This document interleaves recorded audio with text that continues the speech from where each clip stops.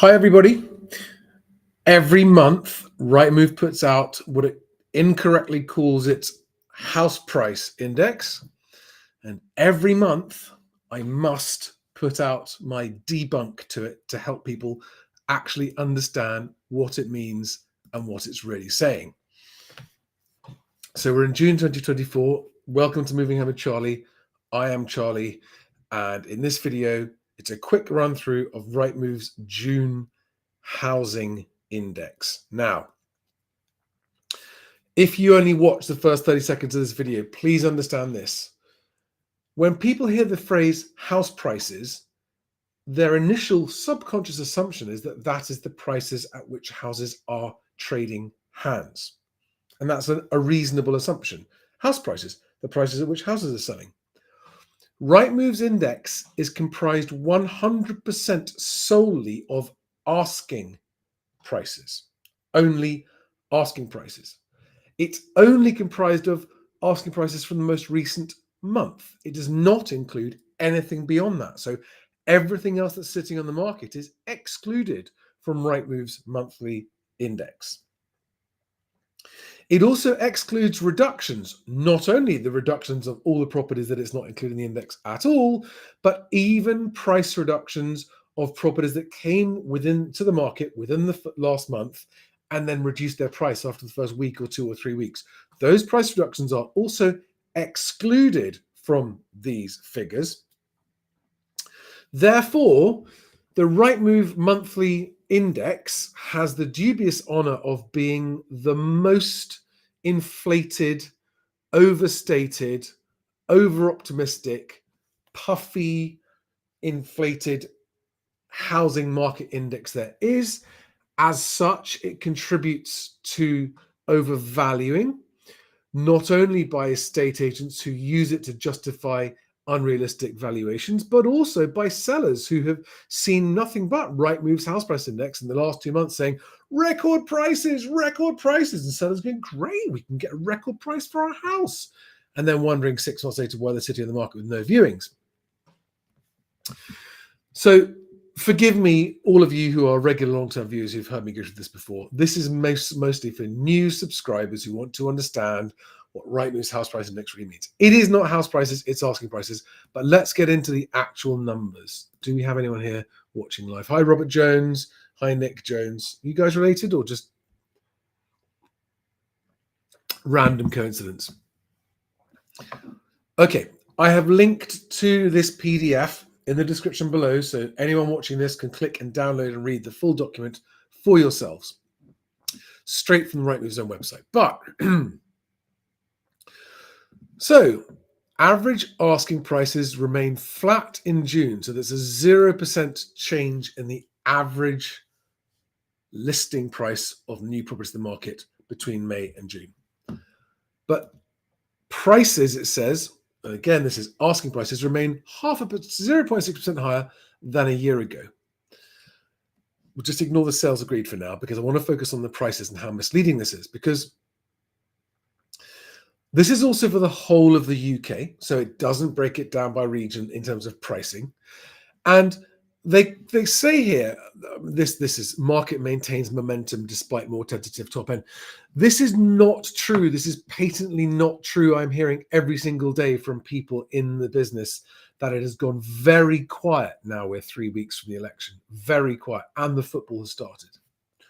But they will always try and say, hey, everything's fine, everything's fine. The average price of property coming to the market for sale drops by just £21 this month after reaching a record high in May. Now, this is the bit I really want to debunk. The average price has only dropped £21. This is not true, even by Rightmove's own data. So this just goes to show how unhelpful an average figure is and how you should never, ever, as a mover, as a buyer, or as a seller, take into account what averages are doing, because they do not bear any resemblance whatsoever or have any correlation whatsoever with your house price. Now, just to prove this point, £21, it says. Well, first-time buyers, no, that's a £250 reduction from May to June. All right, so not £21, £250 reduction. Okay, and that's in the asking price. Okay, but that again is for the whole of the UK, so it doesn't take into account the regional variations. And it won't be £250 either. It'll be up in some places and down in other places by more than that. But nevertheless, national average £21, it's saying. Second steppers, these prices have actually gone up by 600 odd quid in the month from May to June. Not £21 down, £650 up, according to Rightmove's own asking price figures. And top of the ladder, well, they're down nearly £4,000. But most people will not read this detail. Most people seeing this will think, oh, record price last month, unchanged this month. Not, oh, it's £4,000 off the price of my top of the ladder property that I'm trying to sell, wondering why I can't sell. Okay. I just skip past all this stuff. You can almost copy and paste it from one month to the next. It's so vanilla and it's so generic and it's so useless, non-specific, everything's fine guff. By the way, I'm not anti-Rightmove. Rightmove's website is useful and convenient and helpful and interesting. And Rightmove generates a lot of leads and inquiries for agents. I just wish they would stop and rethink this ridiculous house price index, which isn't even house prices, it's asking prices. Affordability trends. I just want to get down to a couple of the other more important bits here. Yeah, they always put this in. There's no big change. Now, this graph is useful. The average monthly amount spent on a first-time buyer home. Now, the green line is mortgage payment, and the yellow line is rent.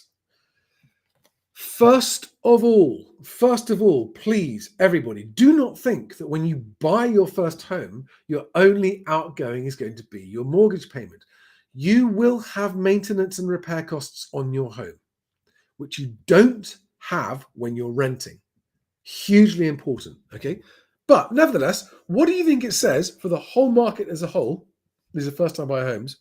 When rent is a lot lower than mortgage prices and rent's coming down. Foxton's put out an article this morning saying that the amount of property available to rent in London has gone up and the number of tenants inquiring has gone down. Rent prices are going to be coming down. And the cost of buying a home in terms of mortgage rates isn't coming down anytime soon. Rents are coming down, which means for those people who are very price sensitive between buying and renting, it's going to continue to make more sense to rent for a while. This is good news. It's improved affordability on renting. And if house prices come down, it'll be improved affordability on buying as well. But just ask yourself, if you're wondering what's happening to the market overall in general, rents are easing, but mortgage payments aren't. What do you think that means?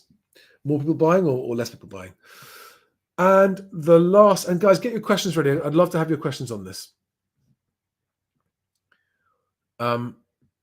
That's a fairly meaningless graph, but go look at it for yourself if you want. 5-year asking price trend, also not that helpful.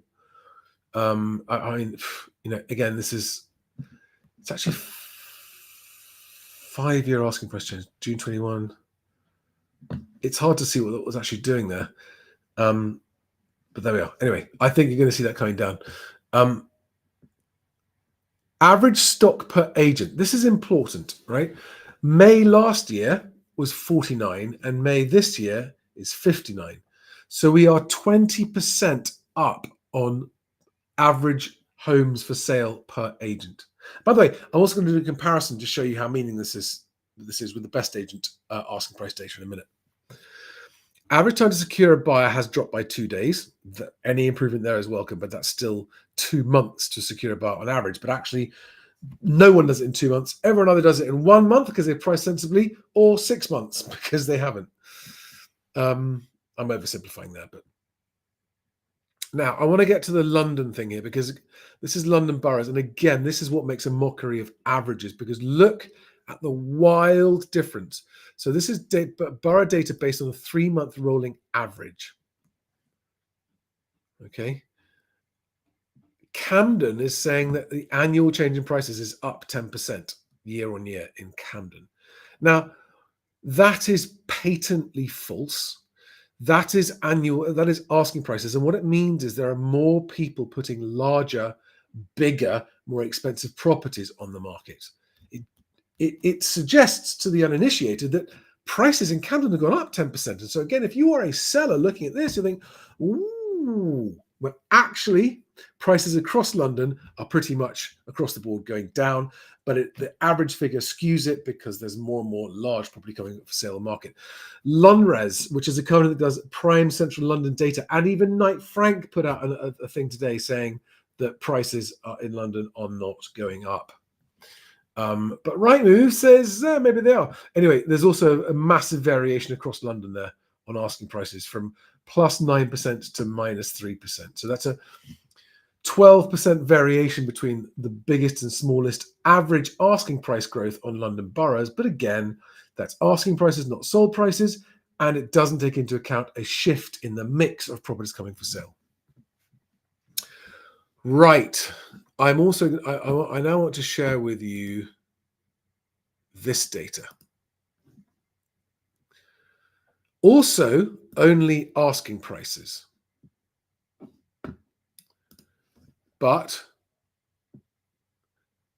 so this is just England, not the whole of the UK. So it excludes Wales, Scotland, Northern Ireland. This is just England. Sorry, let me try and get, there we go.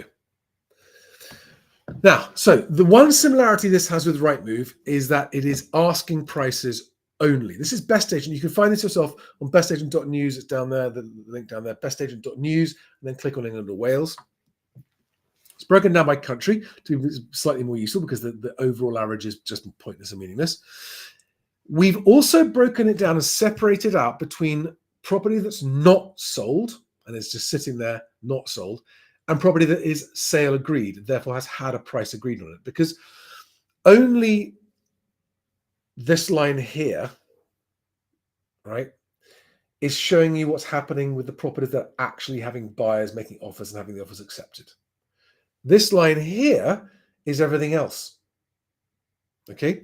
Now, also, Rightmove is only properties in the last month, whereas, as you can see there, we've got 81,000 sale agreed properties from across England, which is 0.5% down on a couple of weeks earlier, and 330,000 total homes not selling. Look at the ratio there between the stuff not selling and the stuff selling.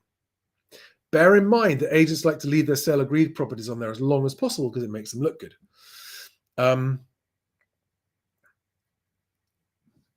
All right, guys, do we have questions? Do we have questions?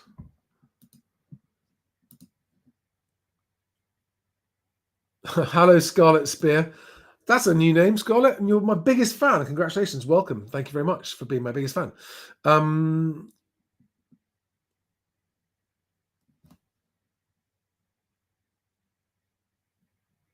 Okay, that's a live stream. Sorry, Jason Stockley on Facebook watching. That's a massive, massive message. I can't get it all on the screen. I will come back to you on that. And Scarlett says, I live in Merton, know where they've gone up, it's guff. Exactly. Right, guys. If there are any questions on the Rightmove data, I hope that was helpful. I'm going to leave it there. Lots more to do. And I will see you on the next one. But just remember, guys, disregard the guff.